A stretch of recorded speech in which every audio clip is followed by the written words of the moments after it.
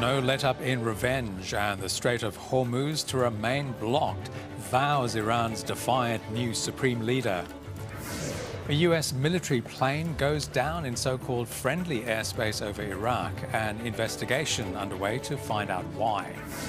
Australia taps into its fuel reserves, but will the government need to pull other triggers to ease a shortage crunch? And calling all stations to the reclusive state, who's allowed on board the resumed service from China to North Korea? I'm Anton. Enus. This is SBS World News.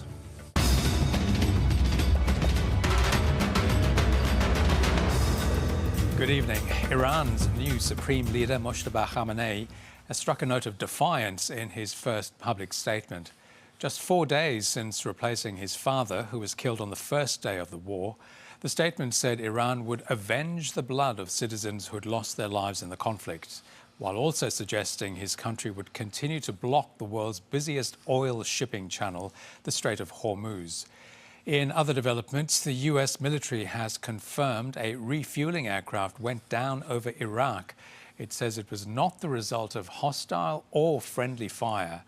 Israel has said it's begun a wave of strikes targeting infrastructure in Tehran. The UN has confirmed that more than 4 million people have been displaced as a result of the conflict.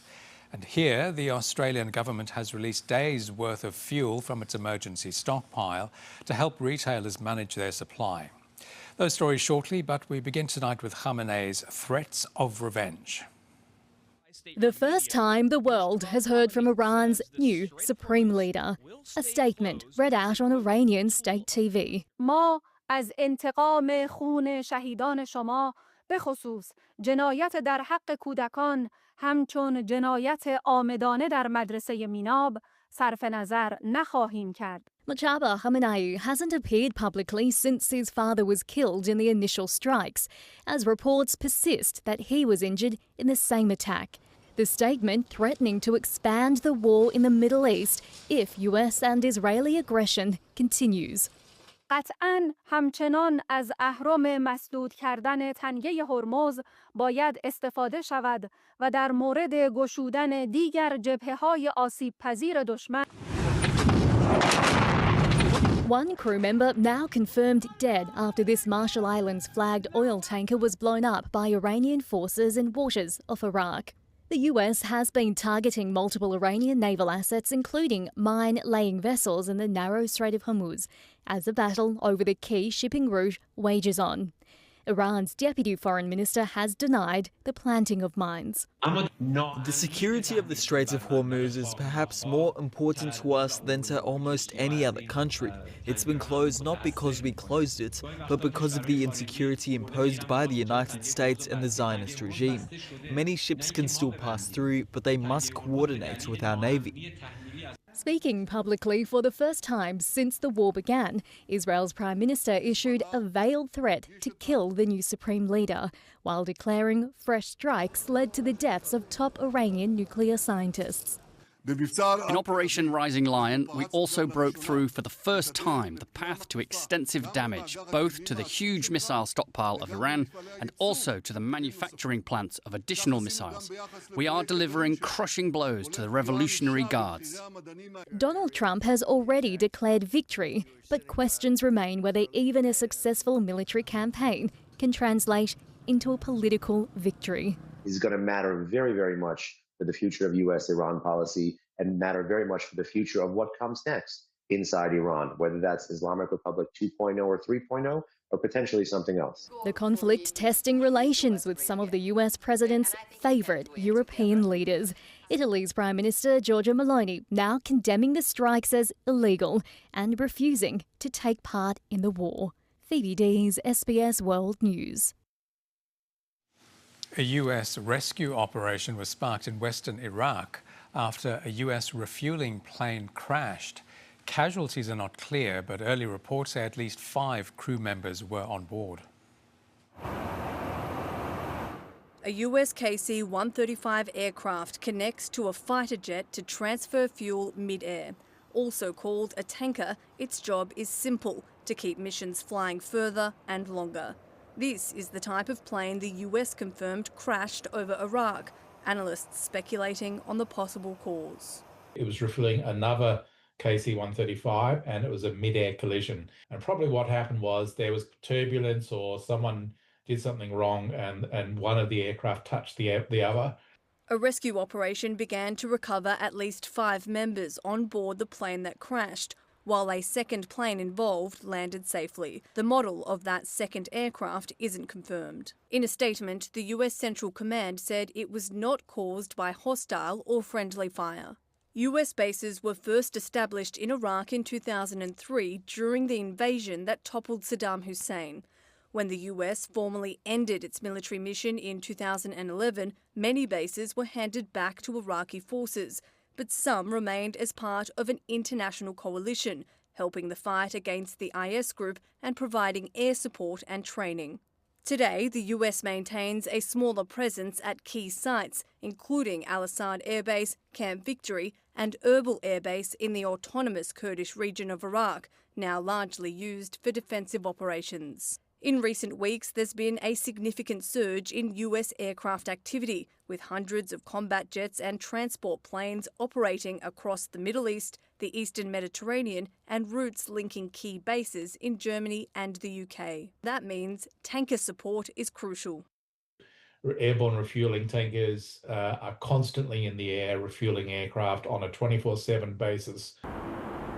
A presence in Iraq, though, could get more complicated, as Iran-allied Shia militias there have intensified rocket, drone and missile attacks on US and Israeli targets in recent days, raising the risk of wider escalation inside Iraq's borders. Danielle Robertson, SBS World News. The United Nations says the war in the Middle East has displaced more than 4.1 million people across the region.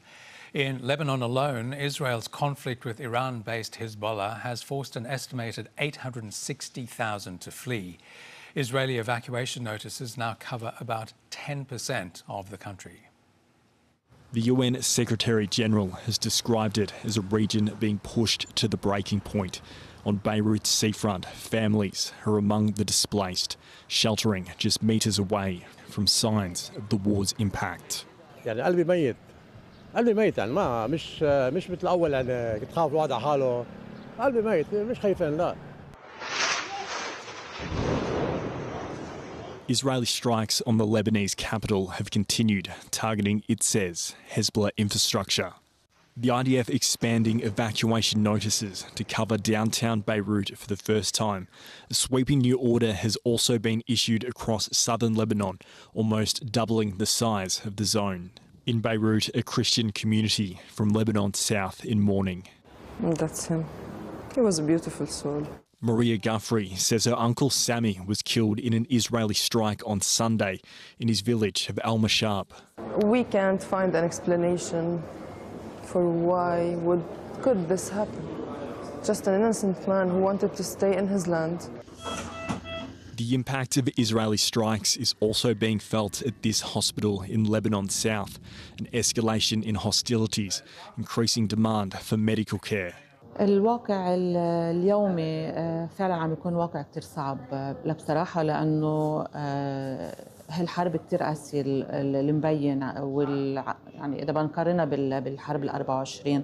Israel's defense minister has instructed the Israeli military to prepare to broaden its operations. The IDF says it has already struck key targets. מתחילת המבצע חיסלנו יותר מ-350 מחבלים. עשרות מהם רק אתמול בלילה. One strike in Beirut's downtown area fell less than a kilometre from the Lebanese government headquarters. Another near the Lebanese university campus. Lebanese officials say 2 academics were killed. The situation remains highly volatile, and as you can imagine, humanitarian needs are growing by the day. Meeting that need is increasingly falling to the goodwill of volunteers, each day working to prepare thousands of meals. The UN warns that further escalation risks deepening civilian suffering. Tom Stainer, SBS World News. The Australian government is ramping up the sense of urgency about possible danger in Israel and the UAE. Embassy and other officials considered non-essential are now being recalled to Canberra. Our chief political correspondent, Anna Henderson, has the details. Updated federal travel advice has been issued for Australians in Israel and the United Arab Emirates, calling on those who wish to leave to do so now rather than waiting until it's too late. Officials considered non-essential have also been recalled to Canberra, though some have remained to provide consular support. The government says it's provided the updated advice because of the deteriorating security situation, warning the conflict could continue and escalate, and commercial flight options may not be available down the track. But not every Australian wants to leave. Khaled Alham spoke to SBS Arabic from the UAE. He's there with his 5 children and his wife and has no plans to evacuate. We are safe here, no issues at all. The people doing their life as normal, so they don't need to concern to worry about Australians here. The embassies and consulates in both countries are now closed due to fears of military targeting. Those needing urgent support are now being called on to email or use their phones to make contact. Anna Henderson in Canberra, and that report was produced in collaboration with SBS Arabic. And a short time ago, the government has announced non-essential diplomats in Lebanon are also being recalled due to what it described as the deteriorating situation there. A small number of Australian officials will remain to offer essential consular support. The Palestinian Authority says Israeli settlers have vandalised a mosque in the village of Douma in the occupied West Bank, spray painting Hebrew slogans and setting a fire. Residents were able to control the blaze before it spread to the entire building. It's the second mosque to be targeted in the area during Ramadan. Local officials say there's been a surge in settler violence in the West Bank since the US-Israeli offensive in Iran began nearly 2 weeks ago. A suspect is dead and US authorities are looking for the motive behind a car-ramming attack on a synagogue. It happened in suburban Detroit in the state of Michigan. The FBI has described the attack as a targeted act of violence against the Jewish community. I've been speaking with CNN reporter Ivan Rodriguez, who's been following developments from the scene. Ivan Rodriguez, what can you tell us about the alleged perpetrator and the motive behind this attack? Anton, we're learning more information about the suspect. The Department of Homeland Security has identified him as a 41-year-old man, originally from Lebanon. Now, DHS did release a statement saying that this man entered the U.S. in 2011 on an IR-1 immigrant visa as the spouse of a U.S. citizen and then became a citizen himself of the United States in 2016 under the Obama administration. Authorities, though, are also at the same time investigating reports that the man told people he had multiple family members who were killed in an Israeli airstrike in recent days. Now, we know, based on law enforcement reports, that this man's body was burned when he was in his vehicle. That's the moment when he rammed into the building at Temple Israel. He went all the way inside of the facility, law enforcement officials say. That's when security guards began shooting at him. Law enforcement also says that explosives were found in the back of the vehicle as well. Ivan, how would you describe the mood in Michigan tonight and how the Jewish community is responding to this security threat? Well, Anton, you can only imagine what family members here were feeling. This here at Temple Israel is one of the largest Reform synagogues in the United States. And not only is it a synagogue, but it's also a school. Fortunately, nobody, members of the synagogue, were killed or seriously injured, but at the same time, members of the synagogue and throughout other Jewish communities are really feeling a great sense of fear, and that's something that we've heard resonate now, not only in communities here in Michigan, but also across the country, and it's also gathered international response with many people speaking out. CNN reporter Ivan Rodriguez, thank you. Back home, and the Australian government will release 20% of its stock of fuel reserves to help the country's shortage triggered as a result of panic buying. It's the first time the minimum stockpile has been tapped into since 2022 and eats into the country's 1 month-long supply. The squeeze at the pump putting pressure on the government to act. There's a war. I think war ticks the boxes of a crisis. 762 million litres of fuel to be released from reserves. That's equivalent to 5 million barrels to ease the shortage crunch. Supply chain is very complicated for the fuel companies. It's not like they can just press a button and get fuel out the door, but it will make a difference going forward. That difference couldn't come quick enough. The ACCC providing its first weekly fuel monitoring update. Since the war began, the unleaded daily average bumped up by 50 cents a litre. The average for diesel even higher, an increase of 64 cents a litre. He told us that the fuel supplies were secure. By the end of the week, by yesterday, we heard that we had a national crisis. Now marked down by the opposition for not acting quickly enough. We've acted at pretty similar speed to other countries in the world over the last 24 hours, like us, have been accessing their strategic reserves. Lower quality fuel approved yesterday, available for 60 days. That to bring in an additional 200 million litres of petrol. Should he do the same for diesel? Australia's economy runs on diesel. One idea from One Nation, fuel rationing in the metro cities to help regional towns that have run dry. Not a measure the government's looking to adopt. Another idea ruled out, slashing the fuel excise for some immediate payment relief. The government's response has been instead to tackle the issue of supply in the hopes that will bring down costs. The sticking question remains, though, what happens if this war drags on for longer than this country's reserves allow? The longer conflicts go on, the harder it gets for the global economy, and that's something we've got a very keen eye on. So of course, we hope they're not necessary, but of course we plan for many eventualities. Those plans not revealed or actioned yet. Rayanne Tamer, SBS World News. And still to come, the wait for fuel in India, which relies heavily on resources passing through the Strait of Hormuz. Also, the hidden hand in the conflict. Who is the UK accusing of helping Iran? More dramatic rescues and the odd animal escapes from the top-end flooding. And later, the multi-million-dollar Qantas settlement over COVID flight credits.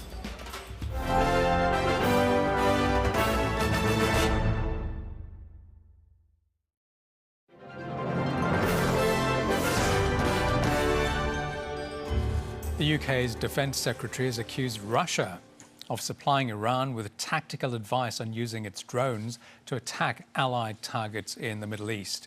Iran has fired more than 2,000 Shahid drones, the same type of long-range weapons used by Russia against Ukraine. The Russian president has denied providing intelligence to Iran. As Iran continues to strike targets in the region with the ubiquitous Shahid drone, the UK's Defence Secretary pointed the finger at Vladimir Putin's, quote, hidden hand behind Iran's military methods.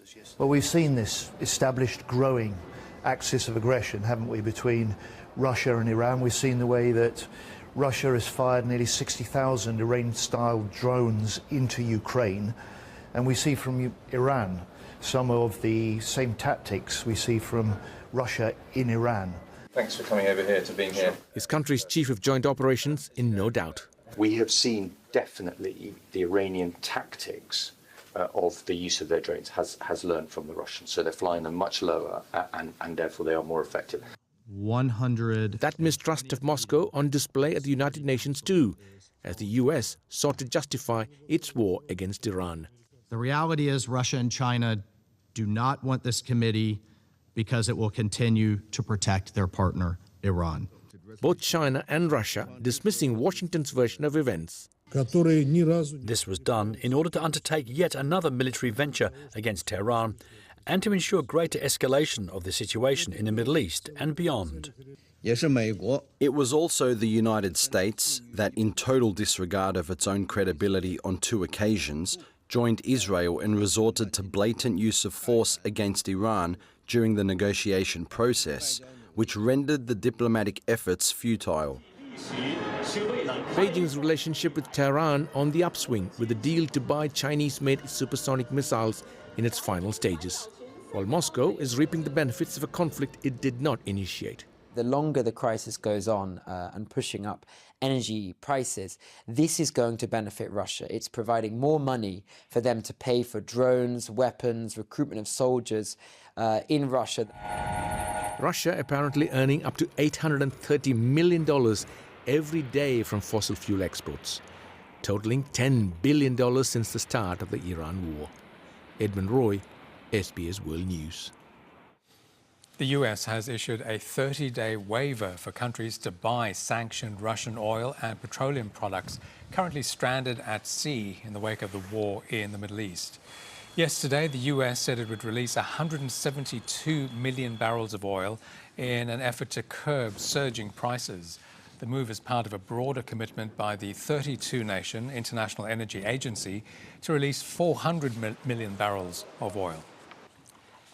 And concerns are growing over a shortage of liquefied petroleum gas in India as the war in the Middle East threatens supply. India imports around half of its LPG from Gulf states. It's used in households across the country as cooking gas. India's government says shortages this week are the result of panic buying. Restaurants cooking with firewood, cremations put on hold, while people queue to refill cylinders in major cities. The impacts of a looming shortage of liquefied petroleum gas in India, triggered by war in the Middle East. बाटले पूरे 100 है, इंसान 150 है, तो बाटला पूरे नहीं पड़ रहे। ये समस्या है, सरकार को थोड़ी समझनी चाहिए। War in the Middle East and disruption in the Strait of Hormuz is already impacting daily life here in India. At gas outlets like this one in New Delhi, concerns are growing, despite the government saying there's nothing to worry about. Across India, more than 330 million households rely on LPG for daily needs. Nearly 60% of LPG imported from Gulf states shipped via the Strait of Hormuz. India's government says it has secured additional supplies from the United States, Norway, Canada and Russia, and increased domestic production, while blaming shortages on panic buying. इसके बारे में मैं ये कहना चाहूँगी कि हमारा जो नॉर्मल डिलीवरी साइकिल है for domestic LPG it remains around 2.5 days. India is also expected to increase imports of Russian crude oil after the United States announced a 30-day waiver for New Delhi to trade with Moscow without being hit with tariffs. India never stopped buying Russian oil, importing around 1 million barrels per day in recent months. But buying even more through its existing supply chain with Russia will allow India to bypass the Strait of Hormuz and ease pressure on global supply. If not Russian barrel, India will be going and looking at to buy different barrels, and that will push more strain in the barrel, more strain in the oil systems. India's Prime Minister Narendra Modi posted that he spoke with Iran's President Masoud Pezeshkian, saying he expressed deep concern over the escalation of tensions and the loss of civilian lives, as well as damage to civilian infrastructure. There were unconfirmed reports this week that Iran would allow Indian vessels through the Strait of Hormuz. But for now, the world's fastest growing major economy is seeing its progress slowed by a war it isn't part of. In New Delhi, Aaron Fernandez, SBS World News. Canada's Prime Minister has unveiled a $36 billion plan to boost the country's defences in the Arctic. Mark Carney says the investment will help defend the region's sovereignty, improve infrastructure and unlock its economic potential.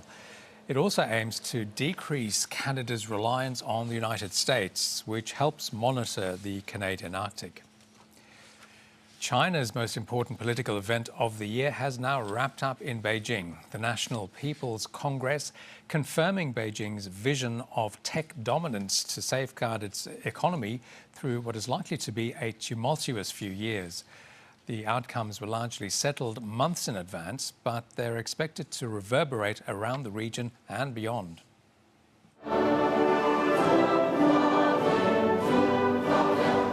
picture of unison and unity ending this year's highly choreographed Congress. The outcomes of this session demonstrate our firm resolve and mighty force to unite under the strong leadership of the CPC Central Committee, with Comrade Xi Jinping at its core. Less unity in the leader. President Xi Jinping carried out another purge of high-ranking military commanders.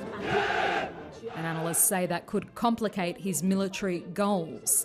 According to US intelligence, President Xi has ordered the PLA to be capable of launching a successful invasion of Taiwan by next year. The PLA will intensify training and combat readiness, enhance the capability to fight and win, resolutely thwart any attempts at secession or external interference, and firmly safeguard peace and stability across the Taiwan Strait. Also closely watched by Taipei, Beijing's new ethnic unity law, passing 2,756 votes to 3 with 3 abstentions. It'll create a legal basis to prosecute anyone deemed to be challenging that ethnic unity, both within China and abroad. It would essentially lead to punishment for any interpretation of history that differs from the official version, or for holding historical views that are not approved by the party. They would claim that you are deliberately inciting separatism. The Congress approved a 7% increase to defence spending, significant but its lowest in 5 years, as Beijing battles an economic slowdown. Its new 5-year plan paints a picture of technological dominance to turn the economy around and achieve self-sufficiency, crucial if it's to weather Western sanctions in the event of a conflict. As long as we do our part diligently, no matter how high the waves may rise, we will forge ahead through the storm. The plan doesn't mention the US by name, but analysts say their rivalry is written all over it. All eyes will now be on Donald Trump's visit to Beijing, due in just over 2 weeks' time. Claudia Farhart, SBS World News. A man has disappeared from a houseboat in central Queensland as residents continue to pick up the pieces after major flooding. More than 1,200 insurance claims have been lodged across Queensland and the Northern Territory as tales of survival continue to emerge. Authorities once again putting their lives on the line. This vehicle washed off a Territory highway, its 53-year-old male driver clinging to a tree, officers winching the man to safety. Avoid unnecessary travel and never drive through floodwaters.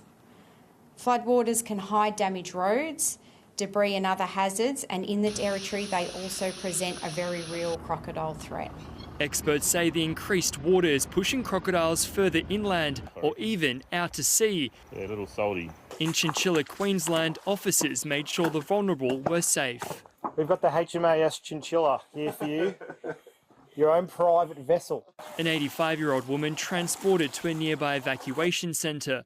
But some relief for locals as river levels there peaked below the feared flood height of 6.8 metres. Probably about 30 centimetres below coming in here, maybe 40. But an anxious wait further north as authorities search for a man missing in Bundaberg's Burnett River. The power of the flood pushed a fishing trawler into the middle of a sugarcane field, while the mighty cleanup effort continues in Bundaberg. Insurance companies deploying staff to affected regions. Even if you don't know how much damage you've got, lodge a claim. You can literally ring your insurer and say, I'm not in my home, but I know it has flooded. In Longreach, the threat is still ahead. We're already at moderate flood level here in Longreach, so we're expecting it to go to a major flood probably late tonight, early hours of tomorrow morning. In the Northern Territory, Catherine's flood has been labelled the worst in 28 years. 800 people across the region are still in evacuation centres.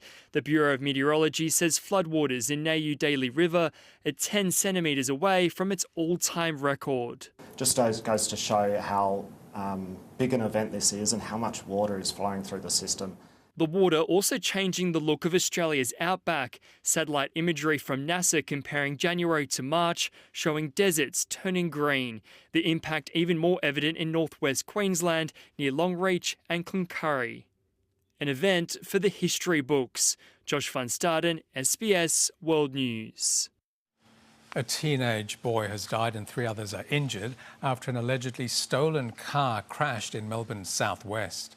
Police say a stolen grey Skoda sedan was pursuing another vehicle in what appeared to be an attempted carjacking around midnight. It then crashed and rolled several times after colliding with other vehicles. Police are seeking other occupants of the crashed car who left the scene. To run from a scene whilst you've got a mate who's laying on the ground dying, it's a coward's act. Do the right thing now, give that family some peace, present yourself, assist us with our inquiries, do the right thing. Police allege the teenagers were in possession of alcohol and a sword. 2 teenagers on an e-bike have been killed and a man is seriously injured after a crash last night in Logan, south of Brisbane. Police say initial investigations suggest a Harley-Davidson motorcycle was overtaking a car when it struck the e-bike travelling in the opposite direction without its headlights on. Last week, a Queensland parliamentary inquiry recommended a ban on children under 16 riding compliant e-bikes and e-scooters. Australian businessman Alexander Sergo has been found guilty of reckless foreign interference. His decision to compile reports for 2 suspected Chinese spies in Shanghai was enough for a New South Wales District Court jury to find the 59-year-old guilty. Despite the content of the reports being fake and plagiarised, Mr. Sergo now faces a maximum penalty of 15 years behind bars. Politicians in Guinea continue to reel at a move by the government to dissolve 40 parties. The decision last week in the West African country was made by decree. It cited the party's failure to meet legal obligations. Critics say the move signals a crackdown on political freedoms, and the main opposition leader has called on citizens to engage in direct resistance. Opposition leaders in Guinea say the country is now effectively a one-party state. The government issued a late-night decree that dissolved 40 political parties. The list includes Guinea's main opposition groups. A democratically elected government does not have the authority to dissolve a political party. There is a procedure that must be followed. The minister must follow the procedure. The move strips parties of their legal status and control of their assets. The government says the parties failed to comply with legal requirements, including submitting mandatory financial statements. The banned political parties deny those allegations. President Mamadi Doumbouya came to power in 2021 after a military coup that overthrew former leader Alpha Condé. He promised a transition to civilian rule and a return to democracy. But in August last year, Guinea's military rulers suspended the 3 major opposition parties ahead of a referendum that allowed Doumbouya to run in December's election. If some parties are marginalised, it is not good for the country. The president should work with everybody. It is in the interest of the people of Guinea. Legislative elections are expected in May. But with many parties banned from participating, questions are being raised about how free and fair those polls will be. Haru Mutasa reporting there. Well, it's the biggest majority won by any party in Nepal's parliament for more than 6 decades. There's confirmation now that the National Independence Party has won in a landslide. It positions the 4-year-old party to restore some political stability and grant rapper turned likely Prime Minister Balendra Shah a big governing mandate. Balendra Shah had already celebrated victory. Officially now, Rashtriya Swatantra Party, led by the former rapper turned politician, have a sweeping majority. It's the first elections in Nepal since the youth-led uprising last year forced the government to resign. Reaction has been quite favourable by the people who essentially orchestrated, who led the protest. In a country used to political uncertainty, there are high hopes for the 35-year-old, who promised to tackle youth unemployment and government corruption in his election campaign. Over less than 2 decades, we have seen 14 different governments. So clearly political instability has been part and parcel of Nepalese political culture. The party, which was founded only 4 years ago, secured 182 seats in the 275-member lower house of parliament. The expectations are going to be very high, and given the structural problems that Nepal faces, I think Mr. Shah will find it very difficult to improve things, quickly. Shah is well positioned to be the new Prime Minister, but with only 4 years of political experience as the Mayor of Kathmandu, it will be a steep learning curve.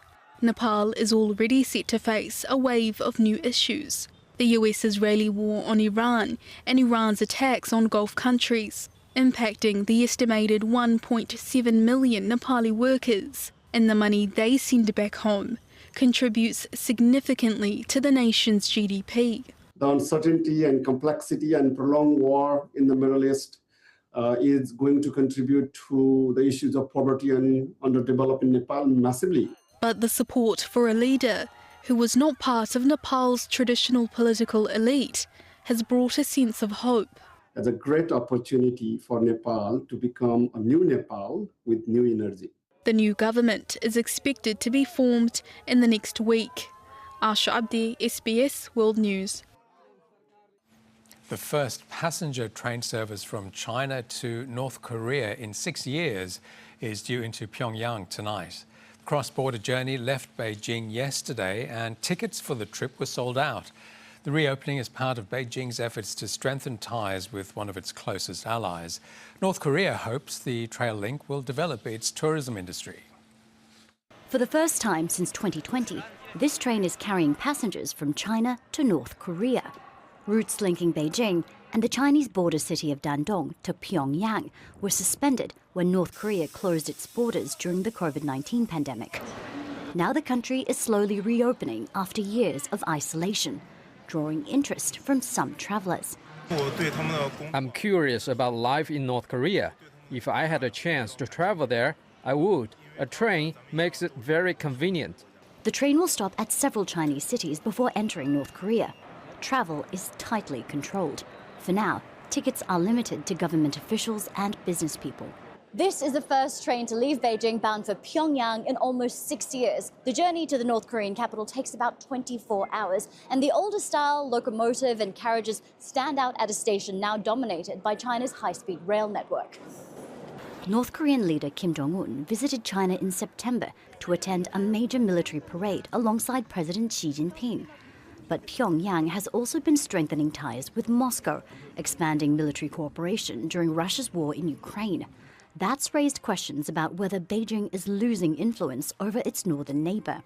Yet China remains Pyongyang's top trading partner, an economic lifeline while the country remains under international sanctions over its nuclear weapons program. North Korea is also working to develop a tourism industry. Kim Jong-un opened this coastal resort last year, hoping it will become a world-class destination. An influx of Chinese visitors, potentially arriving via this rail link, could be key to its success. Katrina Yu reporting from Beijing. Well, nearly $200 billion has been wiped from the Australian share market since the start of the war in the Middle East. SBS finance editor Ricardo Gonçalves joins us now with more. And Ricardo, put this into context for us. How bad is it? Well, Anton, uncertainty grows the longer the war goes, and investors certainly do not like uncertainty. After tumbling more than 4% at one stage on Monday, the ASX 200 recovered a little to end the week 2.7% lower. But the war started just as the index hit a record high late February, and since then tumbled over 6%. So all up since the start of the year, despite the shock to global oil markets, the share market is down since the start of the year 1.3%. As long as this war doesn't continue and it doesn't escalate further, then we might be seeing the bottom of it. I do have to raise that, seeing such market circumstances where market does actually reach an all-time high and then retraces, 10 to 15% is actually very normal. And we have actually seen that in the prior years as well. The last time the Australian share market fell 10% from its record was back in February last year over a period of 2 months on trade war fears. So by the close, the ASX 200 finished just 0.1% lower today. That's despite a really weak lead from Wall Street overnight, where major US indexes tumbled to their lowest level since November. Now that there's concerns about the potential of stagflation if the war goes on too long and oil prices remain elevated. Despite that, President Donald Trump has continued his crusade against Federal Reserve Chair Jerome Powell, posting on his social media site that interest rates should be dropped immediately. The board meets next week, but the market expects rate cuts later in the year. Possible delays to US rate reductions strengthened the greenback, so the Australian dollar retreated from its 3-year high at 70.63 US cents. It's also weaker against the other major global currencies except the New Zealand dollar. Meanwhile, the Reserve Bank of Australia begins its 2-day meeting on Monday, with the market pricing in an 80% chance of a rate rise. That's up from 20% earlier in the week. The war in the Middle East adding to existing inflationary pressures.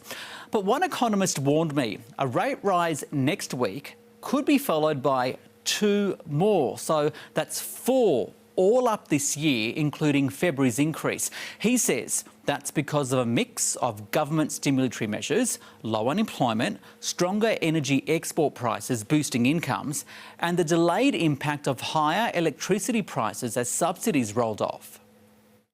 It only really begins to hit the Australian economy in the middle of the year when firms are passing on the cost of that 32% increase in electricity to all the little, the bakeries, small businesses around the countries and the large businesses that use electricity as well.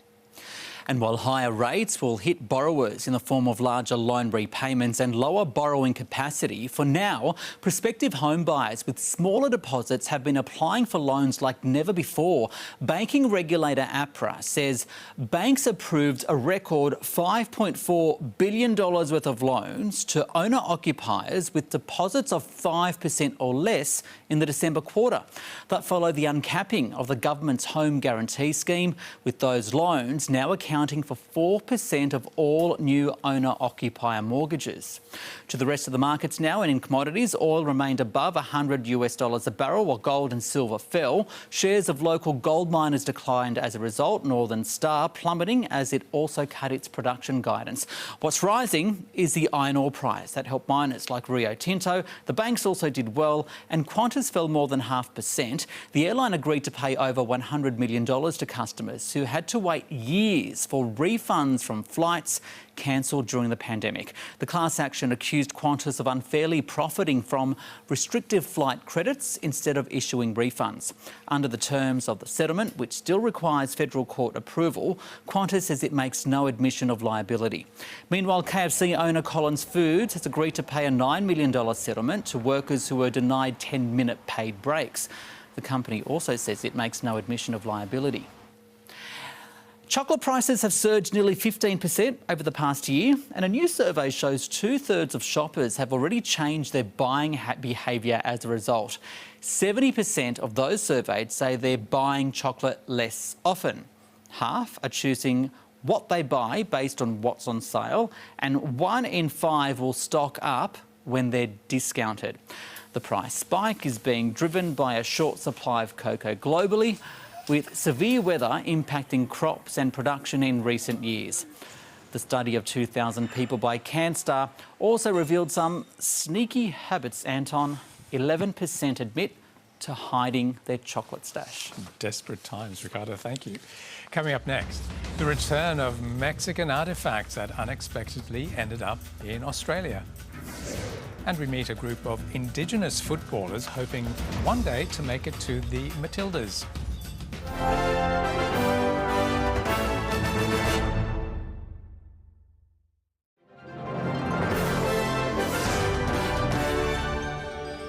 Pre-Hispanic items of cultural significance have been reunited with their traditional home in Mexico.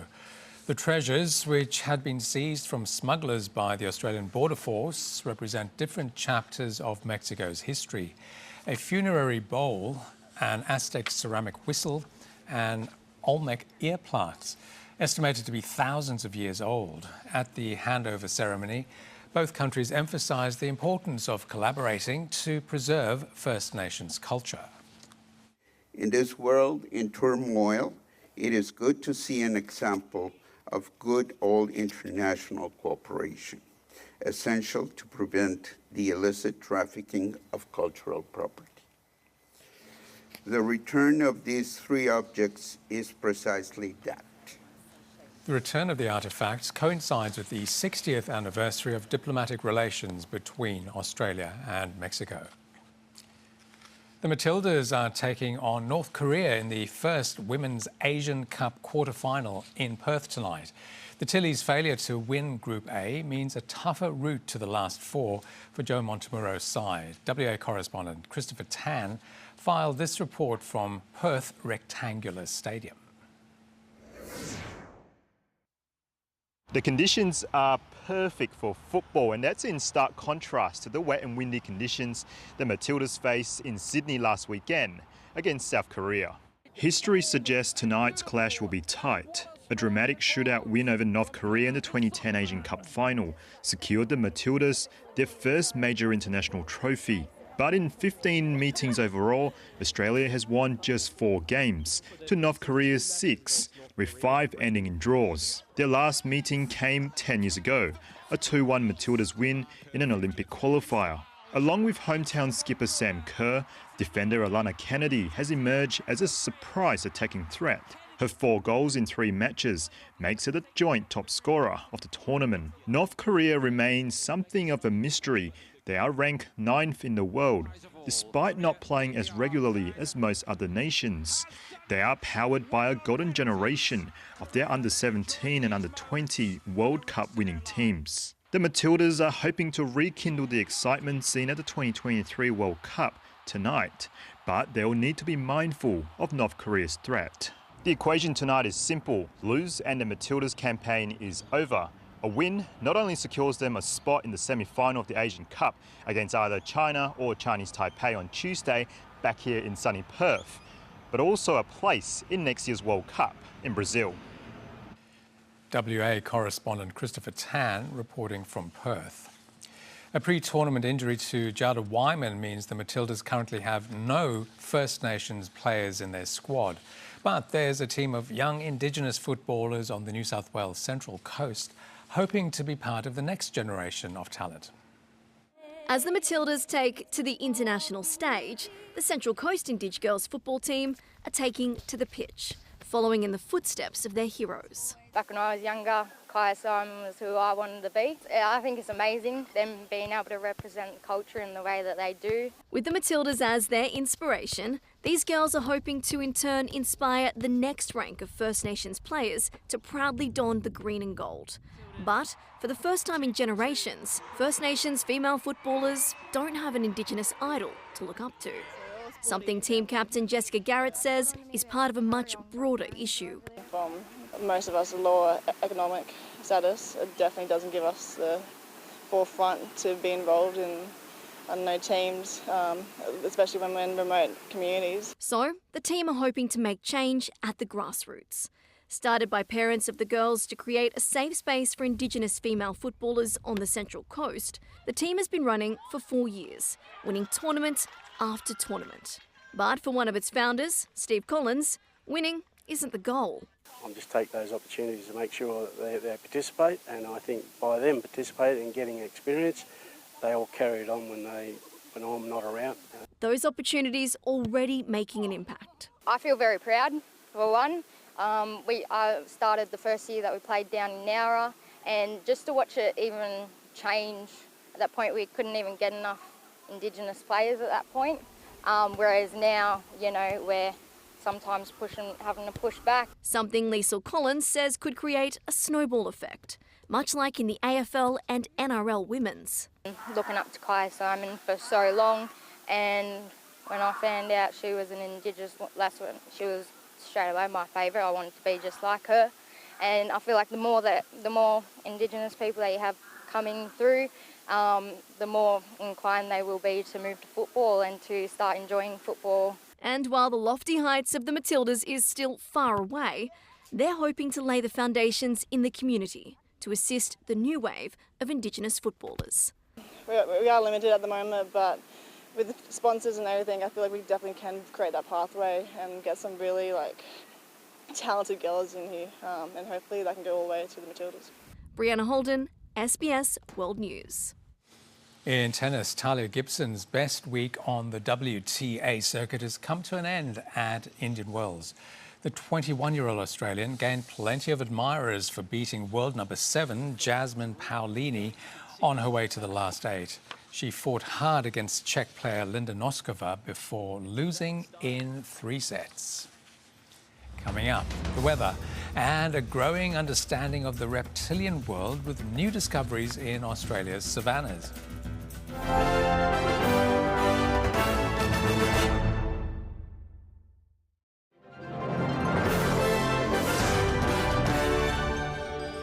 Checking the weather in the major centres now. Clouds over Sydney, clear in Canberra, partly cloudy in Melbourne and Hobart, sunny in Adelaide.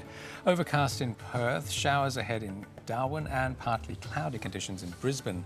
Looking further afield, a fine day for Apia, showers in Port Vila, windy in Auckland. In Southeast Asia, storms over Bangkok, thunder in Singapore, overcast in Jakarta, rain in Denpasar. Further north, overcast conditions in Beijing, partly cloudy in Tokyo, clouds also over Taipei, sunny in Manila. Heading west, overcast in Beirut, partly cloudy in Tehran, clear skies in Mumbai, thunder in Colombo. On to Europe now, partly cloudy in Dublin, a few showers for London, clear skies in Kiev, sunny in Budapest, grey skies in Madrid. In Africa, rain ahead for Algiers, clouds over Casablanca, sunny in Cairo, thunder in Lagos. In South America, clear skies in Caracas, clouds over Panama City, thunder in Bogota, overcast in Buenos Aires. And for North America, partly cloudy in Toronto, sunny in San Francisco and Washington, D.C., rain in Havana, overcast in Mexico City. Well, 3 new species of rock-dwelling monitor lizards have been discovered in the savannas of northeastern Queensland. They've been named rainbow rock monitor, the orange-headed rock monitor, and the yellow-headed rock monitor. While scientists say the lizards have been seen in the wild for quite some time, their genetic testing on the species has reshaped understandings of diversity in the reptilian world. And that's The World this Friday. Catalina Flores will be back with our next bulletin at 10:35 from the team. Good night.